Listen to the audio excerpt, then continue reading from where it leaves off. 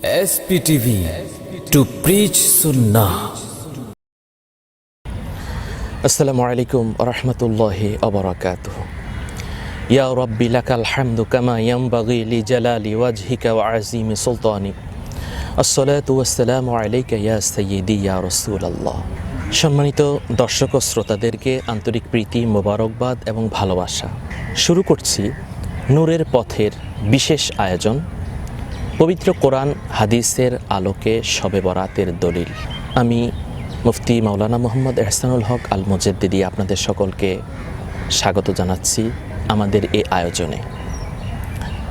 আশা করি সকলে সুস্থ আছেন, সুন্দর আছেন, ভালো আছেন। যারা অসুস্থ, আল্লাহ তাদেরকে শেফা দান করুন। যারা যে অবস্থায় আছেন সবাই আল্লাহ সুবহানাহু ওয়া তাআলার জিকির এবং রাসূল পাক সাল্লাল্লাহু আলাইহি সাল্লামের দুরূদ অন্তরের মধ্যে জারি রাখবেন সে প্রত্যাশা। আমরা শুরু করছি আজকের এই অনুষ্ঠান। সম্মানিত দর্শক ও শ্রোতা মণ্ডলী, আমরা জানি এই মাস পবিত্র শাবান। আল্লাহর নবী, নূরের নবী মুহাম্মদ মুস্তাফা সাল্লাল্লাহু আলাইহি ওয়াসাল্লাম ঘোষণা দিয়েছেন এই শাবান মাস সম্পর্কে। আল্লাহুম্মা বারিক লানা ফি রাজাবা ওয়া শাবান ওয়া বাল্লিগনা রমাদান। বাইহাকি শরীফের হাদিস, হে আল্লাহ, রজব মাসে তুমি বরকত দাও, শাবান মাসে তুমি বরকত দাও, আর এই বরকতের ক্রমধারা তুমি রমজান পর্যন্ত পৌঁছিয়ে দাও। এটা আল্লাহ রাসূল সাল্লাল্লাহু আলাইহি সাল্লামের দোয়া ছিল রজব মাসে এবং শাবান মাসে। সেই দোয়াটি আমরা পড়লাম, আপনারাও পড়তে পারেন। সম্মানিত দর্শক শ্রোতা ও সম্মানিতা মা ও বোনেরা, শুরু করছি আমাদের আজকের মূল আয়োজন। এই মাস শাবান মাস। এই শাবান হিজরি আরবি 12টি মাসের মধ্যে গুরুত্বপূর্ণ একটি মাস। শাবান লিখতে আরবিতে 5টি হরফ। বড় পীর হজরত আব্দুল কাদের জিলানী রহমতুল্লাহ আলাই, আমরা যাকে তরিকতের ইমাম হিসেবে মানি, এবং আপনারা জানেন তার কিন্তু অনেকগুলো কিতাব রয়েছে যে কিতাবগুলো পড়লে নিজের জীবনকে আলোকিত করা যায়। ঠিক একটি কিতাবের নাম গুনিয়াতুত তালিবিন। গুনিয়াতুত তালিবিন কিতাবের 341 নম্বর পৃষ্ঠায় এই শাবান মাসের বরকত সম্পর্কে, ফজিলত সম্পর্কে এবং শাবান মাসের পরিপূর্ণ একটি তাহকিক তিনি বর্ণনা করেছেন। শাবান লিখতে 5টি হরফ, শিন, আইন, বা, আলিফ, নুন। এখানে আমরা প্রথমেই দেখতে পাই হজরত বড় পীর তিনি যে তাহকিক করেছেন শিন দিয়ে শারফুন, অর্থাৎ এই মাসে যদি কেউ ইবাদত বন্দিগি করে আল্লাহ পাক রব্বুল আলামিন তাকে শরীফ হিসেবে, ভদ্র হিসেবে, একজন জেন্টেলম্যান হিসেবে আল্লাহ কবুল মঞ্জুর করেন। সুবহানাল্লাহ। দ্বিতীয় হচ্ছে আইন। যারা এই শাবান মাসে ইবাদত বন্দিগি করবে আল্লাহ তাদেরকে উলুবুন অর্থাৎ উচ্চ মর্যাদার অধিকারী করেন। তৃতীয় হরফ বা, বিররুন, অর্থাৎ যারা শাবান মাসে ইবাদত বন্দিগি করবেন আল্লাহ পাক রব্বুল আলামিন তাদেরকে পূর্ণময় বান্দাবান্দি হিসেবে কবুল করবেন। চতুর্থ হরফ উলফাতুন। শাবান মাসে যারা ইবাদত বন্দিগি করবে আল্লাহর সাথে, বান্দার সাথে একটি প্রেমের সম্পর্ক, ভালোবাসার সম্পর্ক হবে। 5 নম্বর হরফ নুন, নূর, অর্থাৎ এই শাবান মাসে যদি কেউ ইবাদত বন্দিগি করে আল্লাহ সুবহানাহু ওয়া তাআলা তার কলবকে নূরে মুনাওয়ার অর্থাৎ নূরে আলোকিত করে দিবেন। সম্মানিত দর্শক শ্রোতা, এই শাবান মাস আল্লাহ রাসূল সাল্লাল্লাহু আলাইহি সাল্লামের একটি প্রিয় মাস।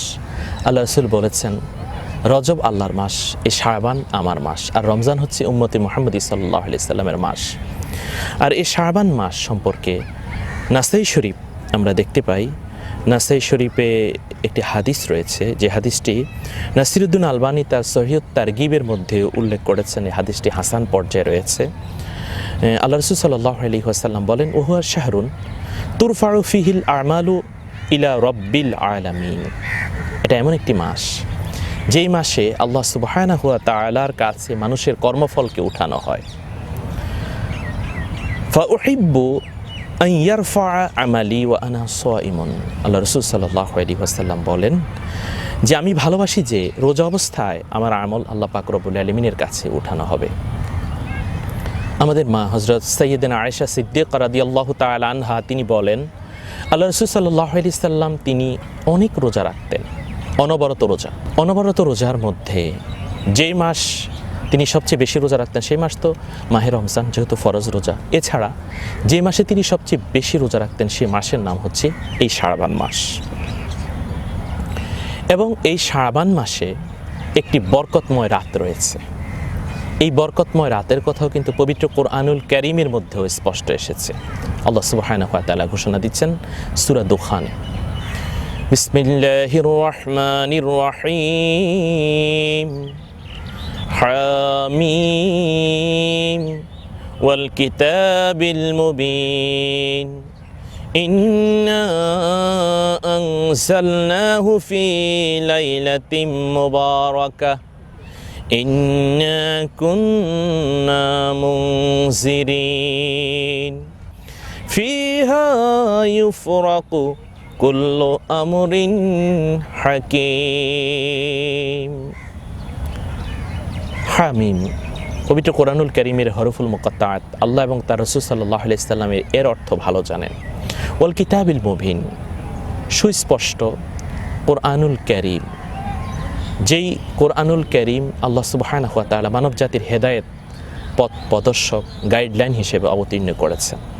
ইন্না আনজালনাহু ফি লাইলাতিন মুবারাকা, আর কোরআন নাজিল হয়েছে বরকতময় রাতে। ইন্না কুন্না মুনজিরিন, আর আল্লাহ সুবহানাহু ওয়া তাআলা হচ্ছেন সতর্ককারী এই কোরআনের মাধ্যমে।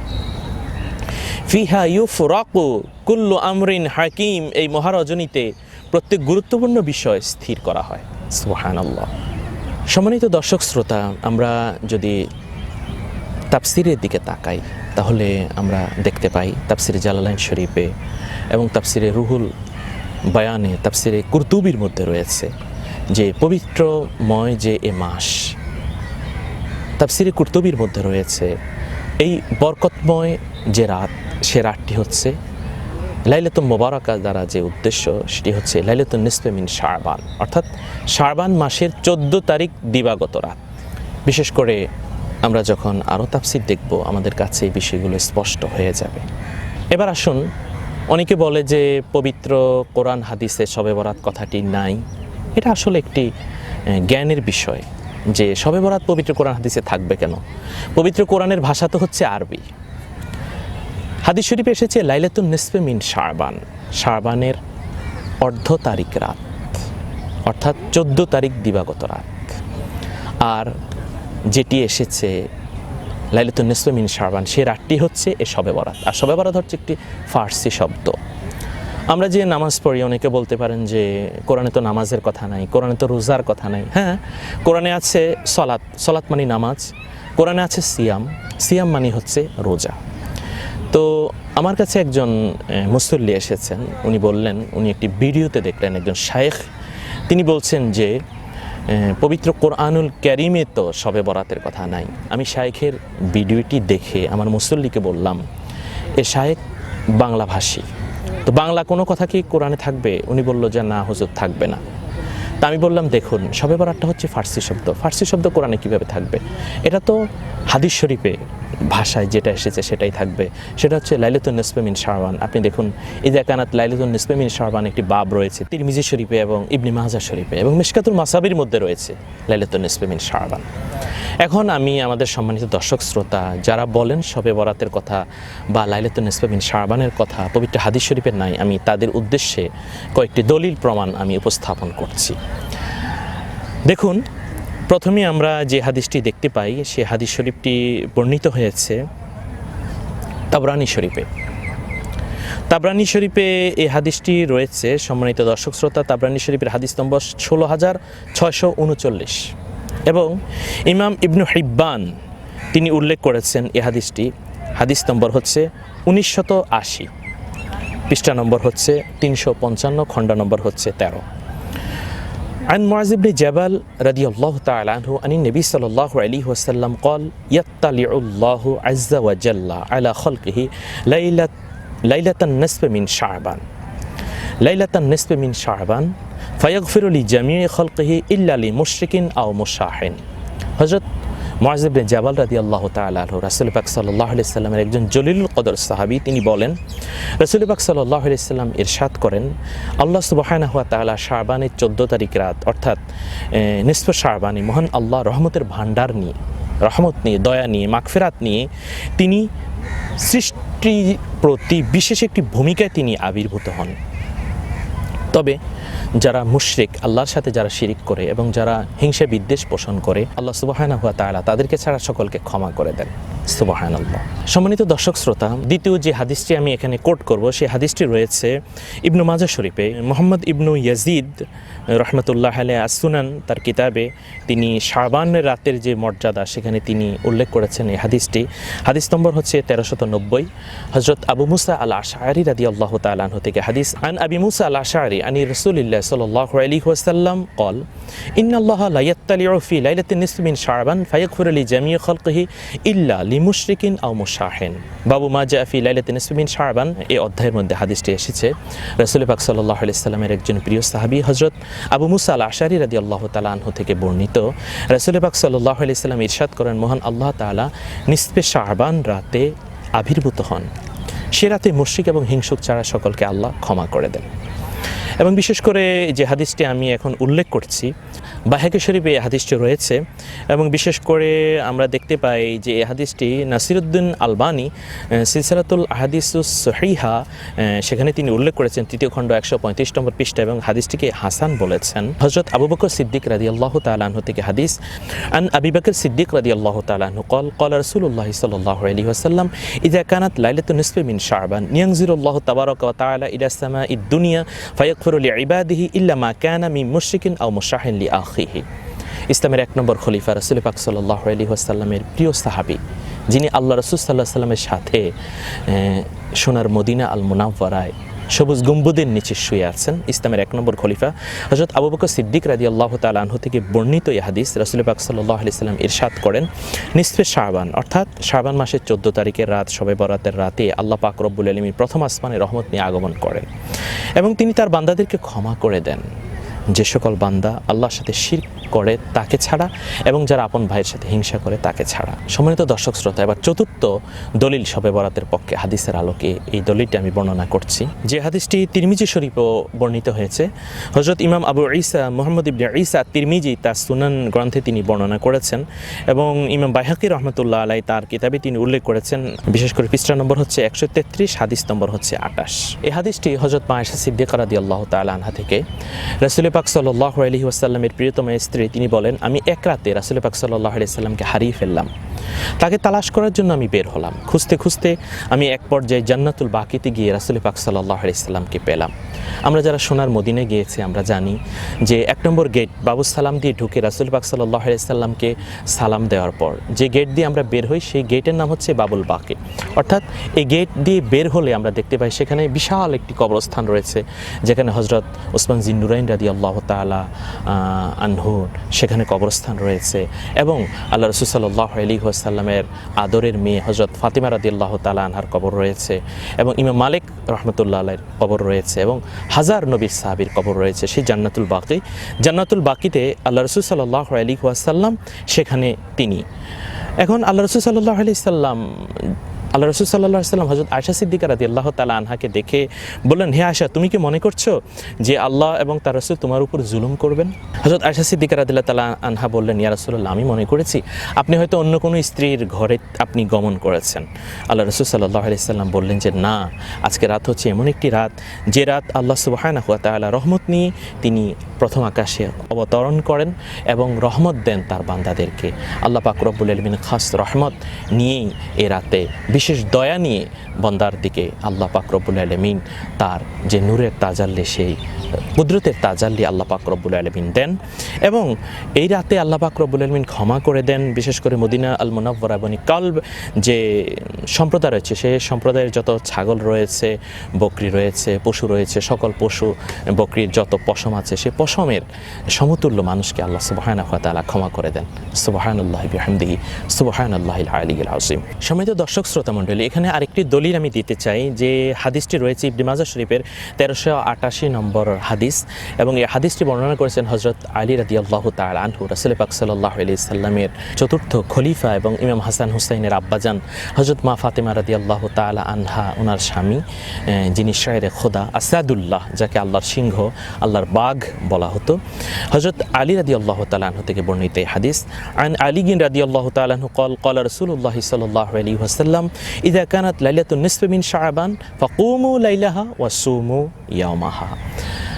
হযরত আলী রাদিয়াল্লাহু তাআলা আনহু থেকে বর্ণিত, আল্লাহ রাসূল সাল্লাল্লাহু আলাইহি সাল্লাম ইরশাদ করেন, যখন তোমরা লাইলাতুন নিসফ মিন শাবান পেয়ে যাবে, অর্থাৎ শবে বরাতের রাত 14 তারিখ দিবাগত রাত পেয়ে যাবে, ফাকুমু লাইলাহা, তখন তোমরা সারাটা রাত জেগে জেগে আল্লাহ পাক রব্বুল আলামিনের ইবাদত বন্দেগী করো এবং পরের দিন তোমরা রোজা রেখো। অর্থাৎ এখানে হাদিসের যে পরিভাষাটি এসেছে, সম্মানিত দর্শক শ্রোতা আপনারা সবাই খেয়াল করুন, ফাকুমু লাইলাহা ওয়া সুমু ইয়াওমাহা, অর্থাৎ তোমরা সারা রাত ইবাদত বন্দেগী করো, কিয়ামুল লাইল করো, তাসবিহ তেলাওয়াত করো, রাত্রি জাগরণ করো, ওয়া সুমু ইয়াওমাহা, পরের দিন তোমরা রোজা রাখো। আল্লাহ রাসূল নিজে রোজা রেখেছেন, সাহাবীরা রোজা রেখেছেন, এবং আল্লাহর নবী রোজা রাখতে আমাদেরকে উদ্দেশ্য করে বলেছেন। কেন? فإن الله تعالى ينزل فيها لغروب الشمس إلى السماء الدنيا فيقول ألا من مستغفر فأغفر له ألا مسترزق فأرزقه ألا مبتلى فأعافيه ألا كذا حتى يطلع الفجر। আল্লাহ সুবহানাহু ওয়া তাআলা প্রথম আসমানে তার রহমত ভান্ডার নিয়ে তিনি অবতীর্ণ হন, কুদরতের রহমতের ভান্ডার নিয়ে। আল্লাহ সুবহানাহু ওয়া তাআলা বলেন, আলা মিন মুস্তাগফিরিন ফাগফির আলাহ, কে আছো আমার কাছে ক্ষমা চাও, জিন্দেগির গুনাহ আমি তোমাদের ক্ষমা করে দেব। সুবহানাল্লাহ, আমি গফুরুর রহিম, আমি রহমানুর রহিম, আমি তোমাদের সকল গুনাহ সকল অপরাধ আমি ক্ষমা করে দিব। কে আছো আমার কাছে রিজিক চাও, আমি তোমাদেরকে রিজিক দান করব। কে আছো অসুস্থ, আমাকে বলো, আমি তোমাদেরকে সুস্থতা দান করে দেব। আলা কাজা আলা কাজা, এভাবে আল্লাহ পাক রব্বুল আলামিন ডাকতেই থাকেন সারা রাত। আসো, ফজর পর্যন্ত অর্থাৎ ভোর পর্যন্ত আল্লাহ পাক রব্বুল আলামিন ডাকতে থাকেন। সম্মানিত দর্শক শ্রোতা মণ্ডলী, তাহলে এই হাদিসগুলো দ্বারা আমরা কি বুঝলাম? এই হাদিসগুলো কি মিথ্যা? না, অবশ্যই সত্য। যারা আজকে শবে বরাতকে অস্বীকার করে বা শবে বরাতের রাতে আমরা ইবাদত বন্দেগী করে যারা নিষেধ করে, এখানে তাদের একটি সুদূর প্রসারী চক্রান্ত কিন্তু রয়েছে। সেই চক্রান্ত হলো সাধারণ মানুষকে যারা আল্লাহর পথ থেকে ফিরিয়ে আনে, তারা কিন্তু নির্দিষ্ট একটি এজেন্ডা বাস্তবায়নের জন্য কাজ করে। সেই এজেন্ডা হচ্ছে ইবলিস শয়তানের এজেন্ডা। আমরা আল্লাহর কাছে চাইব, উদউনি আস্তাজিব লাকুম। আল্লাহ পাক রব্বুল আলামিন বলেন, আমার কাছে চাও, আমাকে ডাকো, আমি তোমাদের ডাকে সাড়া দিব। তো আল্লাহর কাছে যদি আমরা প্রার্থনা করি, ফরিয়াদ করি, যদি কেউ আমাদেরকে বাধা প্রদান করে অথবা কেউ যদি সে ইবাদত বন্দেগী করতে নিষেধ করে, তাহলে আমরা তাদেরকে কি বলবো? আপনারাই বিবেচনা করুন। আমি অনুরোধ করব, আপনারা এমনটি করবেন না। বিশেষ করে শবে বরাতের রাত্রে আমরা দেখতে পাই যে অনেক মসজিদে তালা লাগানো হয়। এটা তো এক ধরনের হীনমন্যতা এবং ছোট লোকের পরিচয়। যারা ইবাদত করবে করুক, সারা রাত কোরআন তেলাওয়াত করবে, তসবিহ পড়লো অথবা সালাতুত তাসবিহ পড়লো অথবা কিয়ামুল লাইল করলো, এই যে ইবাদত বন্দেগী, আল্লাহ জিকির, নবী দুরূদ পড়লো, করুক। এটা তো নিষেধ নয়, বরং একটি রহমত, বিশেষ মাগফিরাতের রাত। এবং মুসলিম শরীফে এসেছে আল্লাহ পাক রব্বুল আলামিন প্রতিটি রাতেই কিন্তু রহমত নিয়ে প্রথম আসমানে কুদরতিভাবে তিনি আবির্ভূত হন। আল্লাহ সুবহানাহু ওয়া তাআলা সে রহমত আমরা সবাই পেতে চাই। আল্লাহ পাক রব্বুল আলামিনের সে রহমতের অধিকারী আমরা সবাই হতে চাই। রহমাতুল লিল আলামিনের উম্মত হিসেবে এটাই তো আমাদের দাবি এবং চাওয়া। এবার আসুন সম্মানিত দর্শক ও শ্রোতা মণ্ডলী, আল্লাহ সুবহানাহু ওয়া তাআলা কিন্তু এই রাতে 7 শ্রেণীর মানুষকে আল্লাহ ক্ষমা করবেন না, অর্থাৎ 7 ধরনের মানুষকে আল্লাহ ক্ষমা করবেন না। কাদেরকে? প্রথম হচ্ছে যারা মুশরিক, আল্লাহর সাথে যারা শিরক করে। ইন্নাশ শিরকা লা যুলমুন আযীম, নিশ্চয়ই শিরক হচ্ছে প্রকাশ্য গুনাহ। আল্লাহ যদি এই গুনাহ ক্ষমা না করেন, কেউ ক্ষমা করতে পারেন না। তো যারা শিরক করে, মূর্তি পূজা করে, আল্লাহ সমকক্ষ কাউকে সাবেত করে, আল্লাহ সুবহানাহু ওয়া তাআলা বলেন, লাম ইয়ালিদ ওয়া লাম ইউলাদ ওয়া লাম ইয়াকুল লাহু কুফুয়ান আহাদ। হি begets not, nor is he begotten, and there is none like unto him. আল্লাহ সুবহানাহু ওয়া তাআলা, তার বাবা নাই, তার মা নাই, তার ছেলে সন্তান নাই, তার সমকক্ষ কেউ নাই। তার সমকক্ষ যদি কাউকে বানায় অথবা এমন যদি বলে যে আল্লাহ সুবহানাহু ওয়া তাআলার স্ত্রী হযরত মরিয়ম এবং আল্লাহ সুবহানাহু ওয়া তাআলার পুত্র হযরত ঈসা, তাহলে কিন্তু শিরক হয়ে যাবে। অথবা মূর্তি পূজা করে অথবা আল্লাহ সুবহানাহু ওয়া তাআলার সমকক্ষ কাউকে নির্ধারণ করে, এই মুশরিককে আল্লাহ ক্ষমা করবেন না। দ্বিতীয় হচ্ছে যারা হিংসা বিদ্বেষ অন্তরে রাখে। কোনো ভাই প্রতি যদি হিংসা বিদ্বেষ থাকে, তওবা করতে হবে যে আমরা হিংসা বিদ্বেষ করব না, এই রাতে তাদের দোয়া কবুল হবে না। এবং তৃতীয় হচ্ছে যারা সর্বদা জেনা করে, যারা ব্যভিচার করে, আল্লাহ সুবহানাহু ওয়া তাআলা কিন্তু তাদেরকে ক্ষমা করবেন না। চতুর্থ হচ্ছে যারা মা বাবার অবাধ্য যারা, আল্লাহ সুবহানাহু ওয়া তাআলা তাদেরকে ক্ষমা করবেন না। পঞ্চম হচ্ছে যারা সর্বদা মদ পান করে, আল্লাহ সুবহানাহু ওয়া তাআলা তাদেরকে ক্ষমা করবেন না। ষষ্ঠ হচ্ছে যারা হারাম মাল ভক্ষণ করে, তাদের কিন্তু ইবাদত বন্দেগী কবুল হবে না। অর্থাৎ যদি কেউ হারাম সম্পদ খেয়ে যদি নামাজ রোজা করে, তাদের নামাজও কিন্তু কবুল হবে না, রোজাও কিন্তু কবুল হবে না। সপ্তম হচ্ছে যারা ইয়াতিমের হক, ইয়াতিমের সম্পদ যারা আত্মসাৎ করে, তাদেরও কিন্তু নামাজ রোজা ইবাদত বন্দেগী কবুল হবে না। আসুন, এই 7 শ্রেণীর মানুষ যারা, তাদেরকে ছাড়া আল্লাহ সবাইকে ক্ষমা করে দিবেন। এই 7 শ্রেণীর মানুষ যদি কেউ হয়, তারা যেন অবশ্যই সে রাতে আল্লাহর দরবারে কান্নাকাটি করে, ক্ষমা প্রার্থনা করে, আল্লাহ যেন তাদেরকে ক্ষমা করে দেন এবং আল্লাহ সুবহানাহু ওয়া তাআলা ইবাদত বন্দেগীর মাধ্যমে শবে বরাতে আমাদেরকেও যেন ক্ষমা করে দেন। আজকের এই অনুষ্ঠান আপনাদের কেমন লেগেছে? আশা করি সকলের কাছে অনেক ভালো লাগার কথা। তো আল্লাহ সুবহানাহু ওয়া তাআলা আল্লাহর পথে, আল্লাহ রাসূলের পথে আমাদেরকে পরিচালিত করুন, সেটাই হচ্ছে আল্লাহর দরবারে আমাদের প্রার্থনা। তো সম্মানিত দর্শক শ্রোতা মণ্ডলী, দেখতে দেখতে আমরা আজকের এই বিশেষ আয়োজনের একেবারে শেষ পর্যায়ে চলে এসেছি। বিষয়ভিত্তিক আলোচনা হবে ইনশাআল্লাহ আমাদের এই নূরের পথে অনুষ্ঠানে, পবিত্র মাহে রমজানে। আপনারা সবাই ভালো থাকুন, সুন্দর থাকুন এবং এই ভিডিওটি ভালো লাগলে আপনারা অবশ্যই শেয়ার করবেন এবং বিশেষ করে আপনাদের গ্রুপে আপনারা এটা শেয়ার করতে পারেন। আপনি আপনার বন্ধুকে জানাতে পারেন যারা শবে বরাতের দলিল জানতে চায়, যারা শবে বরাত সম্পর্কে জানতে আগ্রহী এবং তারা যেন ইবাদত বন্দেগী করে, ইবাদত বন্দেগীর দিকে যেন তারা ঝুঁকে। এক আল্লাহ সুবহানাহু ওয়া তাআলার ইবাদত বন্দেগী করেই তো আমাদেরকে 3.5 হাত কবরে যেতে হবে। একজনকেই আমরা মানব, তিনি হচ্ছেন নবী মুহাম্মদ মুস্তাফা সাল্লাল্লাহু আলাইহি ওয়াসাল্লাম। তো নবী মুহাম্মদ মুস্তাফা সাল্লাল্লাহু আলাইহি ওয়াসাল্লাম যদি শবে বরাতের রাত আমল করেন, সাহাবে কেরাম যদি আমল করেন, তাবেঈন যদি আমল করেন, শরীয়তের ইমামরা যদি আমল করেন, তরিকতের ইমামরা যদি আমল করেন, মাশায়েখে ইজামরা যদি আমল করেন, আমরা আমল করব না কেন? আসুন, আমল করলেই তো অন্তরের শান্তি। আমরা শবে বরাতের রাত আমল করি, আল্লাহ সুবহানাহু ওয়া তাআলার রহমতের, মাগফিরাতের, নাজাতের বান্দা হই। মাহে রমজানে আল্লাহ আমাদেরকে কবুল করুন। আজকে এখানে বিদায় নিচ্ছি। আল্লাহ হাফেজ। আসসালামু আলাইকুম ওয়া রাহমাতুল্লাহি ওয়া বারাকাতুহু।